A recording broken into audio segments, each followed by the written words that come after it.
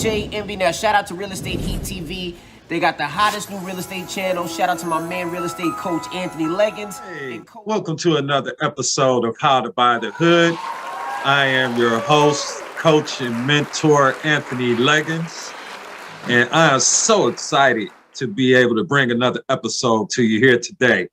But before I really get started, I want to give a shout out to my main man, Rec Room Remixes. B. Langster in the house doing his thing, laced me up with these super dope Superman shoes, customized, put my old rap name on the back. I used to rap back in the day.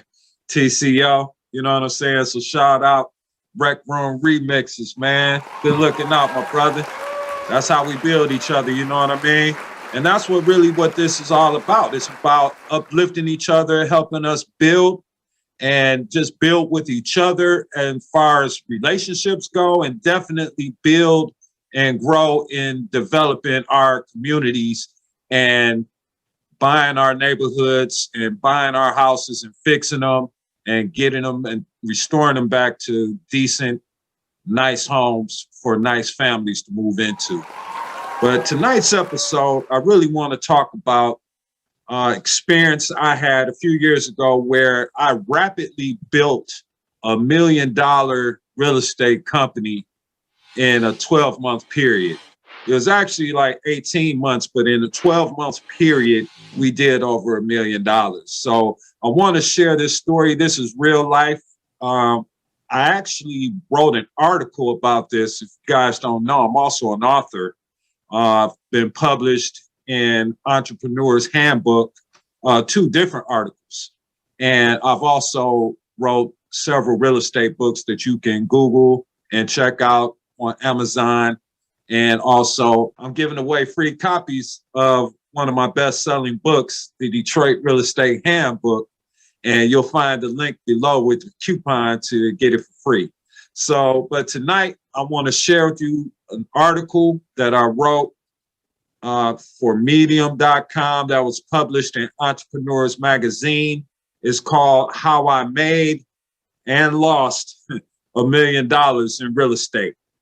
And this is how the story goes. So my story began when I was living in Detroit, and I had just gone through a rough divorce. It had felt like my life was falling apart, and I was depressed. My ex-wife was living in the house that we once owned together, and I was basically homeless, living in hotel rooms. This definitely wasn't the high point of my life or career, for that matter. But then I met Billy Sims, number 20, 1978 Heisman Trophy winner, and former All-Pro running back for the Detroit Lions. Now, by chance, I posted some Craigslist ads advertising homes for lease in Oakland County.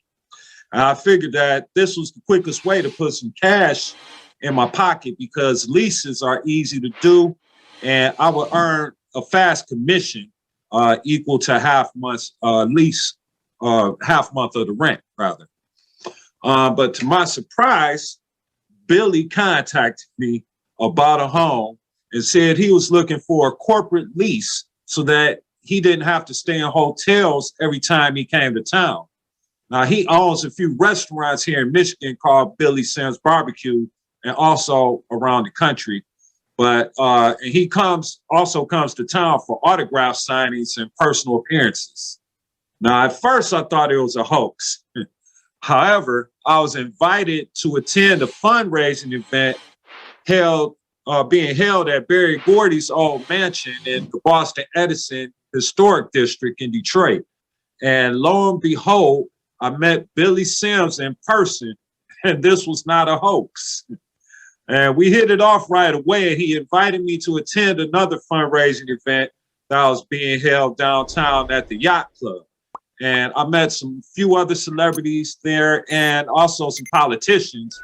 And let me tell you, it was a fantastic day, to say the least. We began working together along with his partner named Chief. Chief was very smart and ambitious. He was the brains to the operation and ran everything behind the scenes. I admired Chief, and during the time that we worked together, he was my mentor. They made me a minority owner in an investment company that they had recently formed. We met with and dealt with high-profile people and millionaires because of Billy's celebrity status. And things went on for about a year, but the company never took off like we wanted it to, and we didn't really make any money together. I have a young son and a daughter, and I was struggling myself from after my divorce. So I had to make the tough decision to part ways with Billy and Chief and focus on making some money. During the time we were working together, though, I wrote and published a book called the Detroit Real Estate Handbook. And at the time, it was titled Everything You Need to Know Before Investing in the Detroit Real Estate Market. Now, it had started off as a pet project, and I didn't really expect for it to make any type of impact, to be honest with you. But at the time, I just had a strong desire to get this information out to the public because I had seen so many investors over the years lose their shirt. I mean, they were falling victim to con men and basically didn't know what they were getting into. Little did I know that this book would open up the door and set the stage for me to start a new company that would gross over $1 million in a 12-month period. Now, a couple of months after publishing the book, I was contacted by a California investor that was working with a group of investors that were taking a hard look at investing in Detroit real estate. She wanted to hire me as a consultant to train her staff on the ins and outs of the Detroit real estate market and also act as a third-party consultant to their transactions. They wanted to make sure that they weren't being taken advantage of. And I don't blame them in Detroit. Initially, I would just take pictures and videos of properties for them. And I would provide a market analysis on the properties and determine after repair values for their potential investments. Now, they had already established contact with several local residential developers and would have me meet with them in person, actually, to conduct interviews for them. They eventually decided to work with a Canadian residential developer who also had several properties for sale in Detroit. Now, since the investors would only buy the properties based on my professional recommendations, I worked out an agreement with the developer to pay me a commission on the sales and also negotiated with the investment group to allow me to represent them as a buyer's agent in the transactions for an additional fee. And then things got off to a booming start. The investors would fly into Detroit and the developer and I would provide them with a tour of the city, showing them some of the nicer and historic neighborhoods of Detroit, including a tour of the developer's properties. Now, the investor group was very impressed and began to make offers on most of the developer's inventory. Now, problems began when the investor couldn't keep up with the demand. He agreed that the properties would be rehabbed and tenant ready by the time of closing. However, he got overwhelmed by the huge demand and there were serious delays in getting the properties rehabbed as he promised. I'm certain, that it was a cash flow situation causing the delay, but he would probably never admit to that. But things started to become tense between the developer and the investment group. This is when I sensed an opportunity. I thought, why don't I become a residential developer and sell my properties to the investors? It was a great idea. Now, however, there were two major problems. I didn't have any properties to sell them, and I didn't have any money. But I didn't let this stop me. The thought came to me to contact an investor that I knew. And he had purchased several investment properties with me over the years. Now, as a matter of fact, he was one of my very first clients when I got licensed back in 2004. And he was also a contractor. So I called him and talked about the opportunity and asked him if he wanted to get involved. He agreed. So we worked out a deal that he would rehab a good investment property at his own expense, and I would then sell the property at market value to my investment group. We would then split the profits earned after expenses. Now, it was a win-win situation, actually a win-win-win situation. We completed our first project with success, and as agreed, we split the profits after expenses, and I immediately reinvested into another property. And we developed a similar program to the Canadian developer, but we also offer property management services. I would find great deals in good areas of Detroit. We would completely gut and rehab the properties, and then we would place tenants after the rehab was done. Now, since I had already earned the trust and respect of the California Investment Group, it was easy to sell them on the idea of our program. And we were off and running. Now, we continued to have success, and after 3 short months, we were bringing in over 100,000 to 150,000 gross sales per month. And business continued to grow, and new opportunities opened up for us to continue our success. However, about a year into our partnership, we butted heads. My partner was in charge of construction, and I was in charge of sales, acquisitions, and property management. Now, at the end of every closing, we would have a meeting and set aside the funds needed to acquire new properties and the funds to complete construction with ongoing projects. Minor issues started to turn into major problems.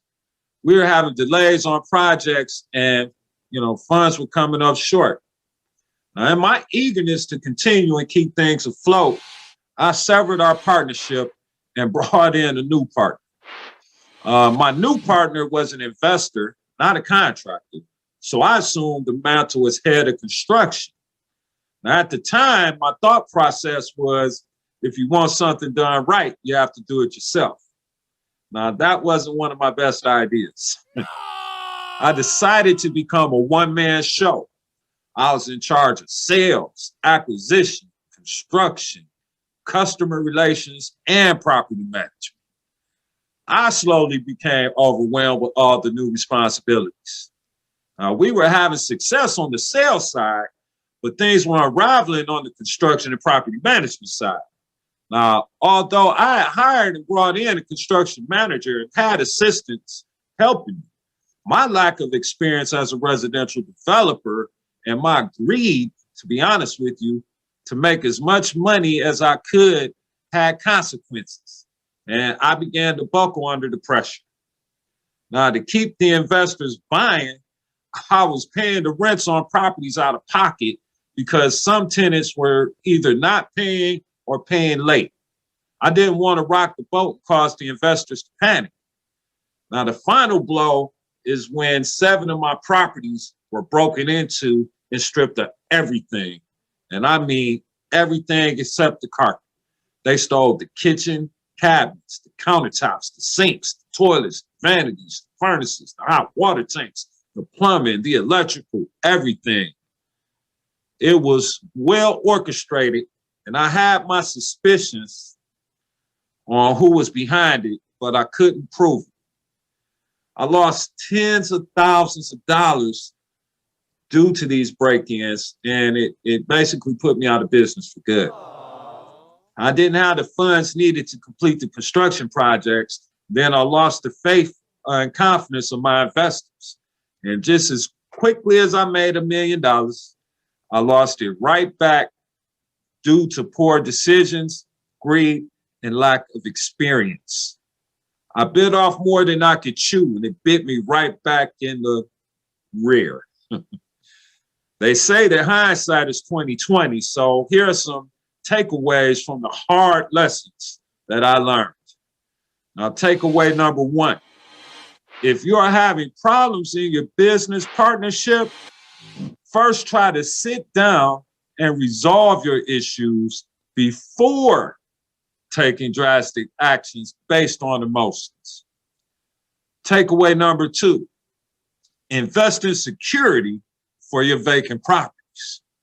Do not fail to take adequate security measures because property theft is a common occurrence and the losses can be devastating. Takeaway number 3, it takes more than one person to run and operate a successful development company. You can easily become overwhelmed if you try to do everything. Don't risk losing it all by being a one-man show. Takeaway number 4, don't let greed dictate your actions. There's a saying in the hood that all money ain't good money. Now, just because you can make fast money doesn't always mean that you should. Take all factors into consideration. A win-win or a win-win-win may actually just be a win for you. Takeaway number 5, honesty is the best policy. In hindsight, I should have let my investors know that tenants weren't paying the rents or were paying late instead of covering up and paying out of pocket. And if things were not going according to plan, show integrity and own up to this fact and accept full responsibility. Now, you may lose business as a result, but you will retain your respect and dignity. And, you know, that's very true. This is a true story, very heartfelt. This was back around the 2014, 2015 era. And, you know, I learned, you know, some very hard lessons from that experience. And, you know, I just thought that it'd be beneficial to share, you know, because I've had to, over the years since then, you know, rebuild my confidence in myself and my abilities, you know, because it was devastating to have went from, you know, at a period of time, you know, bringing in 6 figures a month, you know, to, you know, bringing in, you know, next to nothing a month. So, I mean, for a short period of time, that is. But, you know, thankfully, you know, back on my feet, you know, we're doing great. You know, life is good, you know, and I want to bring this knowledge to you, you know, and, you know, this is very much a passion of mine to share with you so that you can learn from me and the things that I've done and the mistakes that I made so that you can hopefully not make those same mistakes and at the same time draw from my successes and take those things and put them into practice. So, you know, I was very aggressive in trying to buy the hood at the time, and I kind of bit off more than I could chew. So make sure that when you do begin to start taking advantage of opportunities in your neighborhood, that you build a good team around you. Give me a call, though. You know, give me a call. My number's down below. Let's talk about it. You know, I'm a real estate coach. I'm also a consultant. I've consulted many businesses and different investors on how to structure their game plan to become the most successful. Actually, even help several investors over the years make millions of dollars. So, you know, get with me. I can help you. You know, I hope you benefited from how I made and lost $1 million in real estate. But let's stick to the main part. I want you to make that money. I know you can make that money. I believe in you. Let's buy the hood. Let's take things back under our control. AnThony Legins, and I'm out.